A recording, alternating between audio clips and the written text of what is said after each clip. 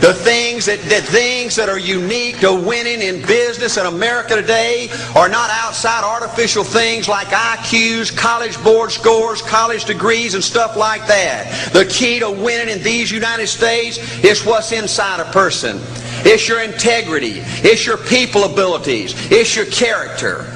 I believe in developing this winning edge. I've got 10 or 12 points that I won't be able to go over with you tonight, but let me just give you a flavor of what I think you've got to do to succeed in these United States. Number one, you've got to get excited. Folks, I don't believe anybody will ever tell you anything more important than this in winning in these United States. 90+% of winning in anything you try to do in America today, you got to be excited.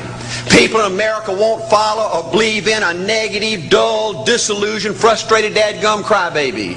People want people that are positive and excited and enthusiastic and tough. The greatest definition I ever heard, I thought about this 10 million times when I wanted to quit along the way of a winner. This guy said almost everybody in America can stay excited for 2 or 3 months. A few people can stay excited for 2 or 3 years. But a winner will stay excited for 30 years or ever how long it takes to win. Another key to building this winning edge and this mental toughness is you got to become a dreamer again. You know, I'm a Methodist, and we just changed ministers a few weeks ago, and our new minister came in, and the church was just packed. And the first thing he said, well, it looks like everybody came out to see the monkey perform. And the second thing out of his mouth, he said, for a church to be a great church, you got to have a dream. If you don't have a dream, you're dead. And boy, I sat up and I said, man, me and this guy are going to get along good because he knows what he's talking about. See, folks, I believe in order to win, you got to feel good about yourself. When I was coaching football for 7 years back in Georgia, and I had a paddle in my coaching office, and it was about this thick and this long. And in the fat end, I had little holes bored in it so you could really get some speed and blister their little butt, you know, when they misbehaved. And I had a rule on my football team that if any kid said, I can't, if any football player heard one of my football players said, I can't, he got to bring him in the coach's office and give him 3 licks. And it took me about a month to get all that thinking out of my players every year, you know, and I'd have football players knock on my door at recess and at lunch and after school. And he said, Coach, he said it. Coach, he said it. And I'd make that kid bend over and I'd give that other kid the board. He'd bust him 3 times. And folks, it didn't take long. You couldn't create a word game to get one of my kids to say, I can't. Bring it home a little bit more personal. When April and little Art were just this little and could understand words, every time they said, I can't, I made them do 3 push-ups. Folks, there ain't nothing you can't do in America if you want to bad enough. Another key in building this winning edge is, folks, you got to stand for something. People in America, the good people in America, are fed up with these dadgum fence sitters and mealy mouths. Corporate America has an especially black eye in business today. Most people in America think you can't find a company. They think you can't find a salesperson that'll tell you like it is and stand behind their word. They think these companies will sell anything, say anything, just to make a sale, just to make a profit. Well, you know what? Folks, if you want to win in the free enterprise system in America today, you got to stand for something. And another point, thank you, yes, you're going to be controversial. Folks, if you want to win in these United States today, just get ready. You're going to be controversial. The only way not to be controversial is to be average and ordinary. They just call me anything but average and ordinary. Now, I know some of you might say, well, you know, I don't think I like Art Williams. You know, he sounds like an old tough butt to me. Well, folks, I'm telling you, you can be good and tough at the same time. I bet nobody's ever talked to a religious broadcaster like that.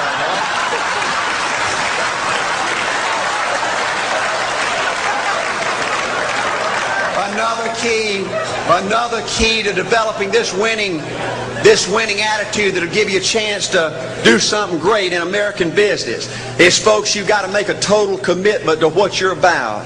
Do you know almost the American people have lost their toughness? They've lost their ability to make a commitment. See, folks, in trying to win in business, you're just going to have so many false starts. You think you get it going time after time, and you just get knocked back to ground zero. And it's your ability to compete, to pick yourself up off the mat one more time, to go for it one more time, that's going to determine success or failure.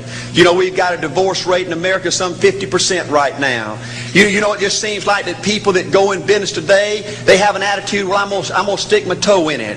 If I start making all this money, get all these promotions, then I'll see this thing through. Well, folks, that's not the way it works. The first step to winning in business in America today is you've got to make a total commitment. Total commitment gives you that little extra ounce of courage you need to fight back through the tough times. Winning in business demands the same kind of commitment that winning in marriage demands.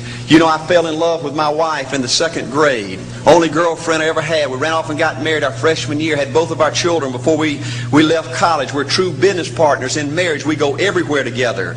I spend more time with her. Been married to her 26 years. Now I got 2 grandbabies. Love her more today than I ever have. But I don't like her all the time. There's a bunch of times every day that I don't like her. You know, I'm a nut about brushing my teeth. You know, if I can get the toothbrush, I'll brush my teeth 4, 5, 6 times a day. And Angela's always forgetting everything, you know. And she always leaves the cap off the toothpaste, you know. And when I go in there to brush my teeth, the cap's off. It's got that hard little crust around the edge. You know, it just burns me more than I can tell you, you know. And I get on Angela's nerves about a lot of things. You know, we were having dinner last week, and every time we get through, Angela kicks me under the table, you know, and gets me back in my room and says, "Art, you ain't got no class." You know, I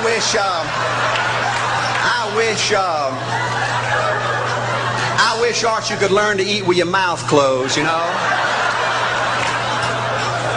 But see, folks, if you want to win in business, everything's not going to work out like you want it to, but you got to be committed. I want to have great kids. I want to have a wonderful relationship. I want to have tremendous grandbabies. Another key in building this winning edge in business is you've got to learn to treat people good. Another thing that these universities pollute America, corporations with, is this attitude, you better not get to know your employees. You better not become friends or get to know the spouse or the children of your employees, because you might have to fire them, you might have to reassign them. And if you're close friends, you can't manage people in a tough-minded way. Bull. Folks, the only way to manage people and get the most out of people is treat them good. Learn to love them and care about them. Yes, it hurts from time to time, but it's the only way. You know, everybody you work with in business, you got to look at them and pretend there's a flashing sign on their chest. And everybody's asking you, make me feel special. Make me feel important. Say something good to me. I want to be somebody. Another key of winning in business in America today is, folks, you got to establish the right kind of priorities. First company I went with 15 years ago was ITT. When I was out there struggling, dying every day, wanted to quit and go back in coaching 1,000 times. My first heroes in this business were vice presidents at ITT making $40,000 or $50,000 a year. And I said, man, if I could ever get to be that kind of person, it'd be a dream come true. I couldn't want any more out of life. A few years later, I earned the right to get promotions to that level and found so many of my heroes in business, their personal lives were a disaster. They were alcoholics and divorced 3 and 4 and 5 times. I just read an article by the author of In Search of Excellence, and I saw where he says, I can't find evidence of any successful business person in America that's not tunnel vision, that just doesn't give everything to business. Folks, I said back then, 15 years ago, that if that's the price you've got to pay to win in business, it's not worth it. 15 years later, a multimillionaire. Folks, I can stand and preach to you that you can't separate your personal life from your business life. God's got to come first. Your family's got to come second. And business has got to come third. And I believe if you have a lousy spiritual life and a lousy personal life, long range, it's going to be devastating to your business. Another thing in building this winning attitude.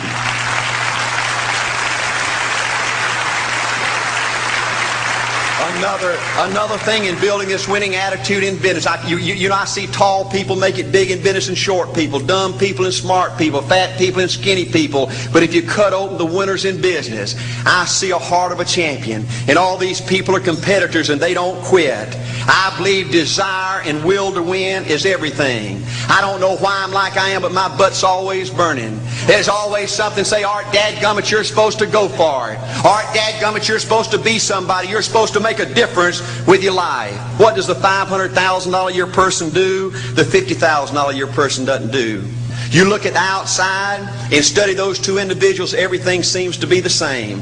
They both are the same sex, they both are the same age, they have the same training, the same positions, the same contract, the same fringe benefits. They both are successful, they work hard, they're good family people, make tough commitments. But what's the difference? What does the $500,000 a year person do? The $50,000 a year person doesn't do. He pays the price and a little bit more. He works hard and a little bit more. He's loyal to the company and a little bit more. He believes in a little bit more. He makes money and a little bit more. He saves money and a little bit more. If you want to win in these United States, you got to be tough and you can't quit. The last thing I'll talk to you about today in building this winning edge is, folks, if you want to win in business, you got to be a leader. Leadership is everything. You show me anything in these United States that win, I'll show you a leader at work. You show me a successful church, Boy Scout troop, club, football team, business, I'll show you something run by a leader. See, I thought at one time in my life you had to be smart to win. I used to have these smart people that dress so pretty and talk so pretty and use these big words. They just intimidated me. And I said, Art, you can't ever be that good. Why don't you just throw in the towel and go back and coach football for a living? And I found two things out about smart people. I think it's almost impossible for a smart person to win in business in America today. Because I find smart people spend their whole lifetime figuring things out. They're always trying to figure out an easier way and a quicker way. And another thing I found out about smart people is they just don't get around to doing nothing. And see, somebody like Art Williams, everybody said, well, he can't do it. And somebody like that can't do it. But he does it. See, folks, I want you to know almost everybody in America almost does enough to win. They almost get there. They almost are over the hump. They almost have it going. They almost in everything they do, almost is a way of life to almost everybody in America. But the winners do it. What do? They do whatever it takes to get the job done.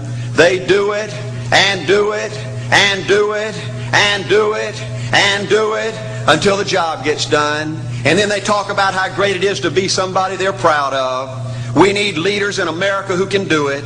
If you want to become somebody, do it. If you want to go in business for yourself, do it. If you want to become financially independent, do it. I hear too much talk in these United States. Everybody can talk a good game. We need people in America who can do it.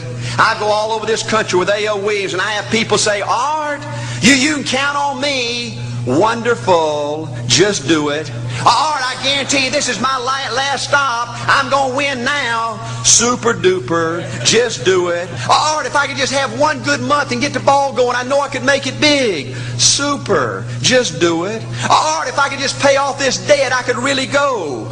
Great. Just do it. Art, if I could just sell my house. Do it. But houses ain't selling. Do it anyway. Art, I'm not making any money. What can I do? You just do it. Do what, Art? You do it and do it and do it. Art, I guarantee I'm going to win this contest. Super duper. Just do it. Art, I'm over the hump now. Watch my smoke. Great. Just do it. Art, I want to make it so bad I can taste it. What I do? You just do it. Art, I'm a vice president now. Can I quit doing it? No. Art, I don't know if I can keep on keeping on. I'm really hurting. What I do? You just do it. Do what, Art? You do it and do it and do it. Art, all my life I wanted to be somebody important. Well, what do it then? Art, I'm going to save money so I don't have to go through this again. Great. Just do it. Art, I don't feel like I've had enough training. What I do? You just do it. Art, my manager don't give me no help. What I do? You just do it. Art, you don't understand. I was Mr. Everything at my former company. You don't mean I have to start off down at the bottom and do it, do you? Yep, you really got to do it. Art, All right, what's the primary difference between winners and losers? The winners do it. They do it and do it and do it and do it until the job gets done. And then they talk about how great it is to finally have achieved something unique, and how glad they are that they didn't quit like everybody else, and how wonderful it is to finally be somebody they're proud of and make a difference with their life. Thank you.